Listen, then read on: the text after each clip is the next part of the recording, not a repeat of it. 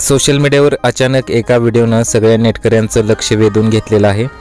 संतापजनक असा video, 2 doctor एकमेकांना शिवीगाळ करताना दिसत आहेत। हा व्हिडिओ नक्की काय तो पुढे बघा आणि चॅनलवरती नवीन असाल तर जरूर सबस्क्राइब करा। या व्हिडिओमध्ये तुम्ही पाहू शकता की ऑपरेशन थिएटरमध्ये ओटी बेडवर एक रुग्ण आहे, त्याला सलाईन लावलेली दिसत आहे। अशातच 2 डॉक्टर एकमेकांशी भिडलेले आहेत। ऑपरेशन थिएटरमधील इतर डॉक्टर नर्स त्यांना रुग्णांचा विचार करा आणि भांडण थांबवा। ते 2 डॉक्टर सगळं विसरून फक्त एकमेकांना शिवीगाळ करण्यात व्यस्त होते।